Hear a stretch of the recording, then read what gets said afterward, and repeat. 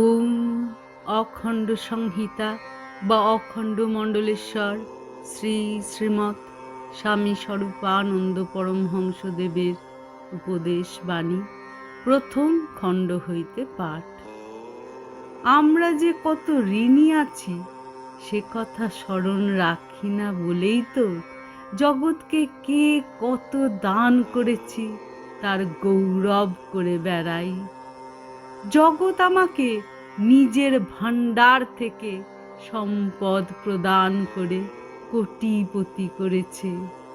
আমি তাকে বিনিময়ে অশ্রদ্ধার দু একটি কানাকড়ি দিয়েই মনে করছি যে আমার মতো দাতা আর কে আছে।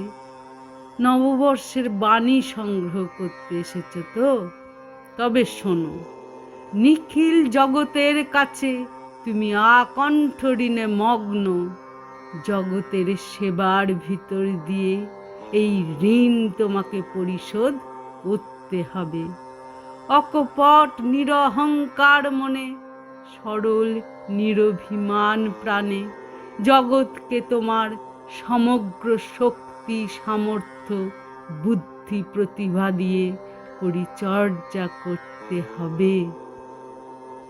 জগৎকে সেবা দিয়ে জগতের কোনো উপকার যে তুমি করছো না, তোমার নিজেরই যে উপকার করছো, নিজেকেই যে ঋণ মুক্ত করবার প্রয়াস পাচ্ছ, এই কথা স্মরণে রেখে জগৎকে সেবা দিতে হবে। আমি ঋণী আছি এ কথা স্মরণে রাখলে জগৎকে সেবা দিয়ে তার জন্য আর অহংকার আসে না, কিংবা এই সেবার বিনিময়ে জগতের কাছ থেকে আমার প্রাপ্য কিছু আছে এ কথাও মনে জাগে না। তোর কি মনে থাকে না? জগৎ মাঝে সবার কাছে আছে রে কত দেনা। প্রতি বিন্দু রক্ত রে তোর দিলেও ঋণের নাহি কোর। লক্ষ জনম দিলেও ঢেলে এ দেনা শোধ হবে না।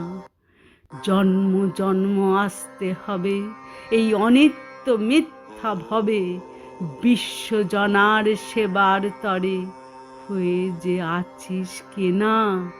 হরি ওম।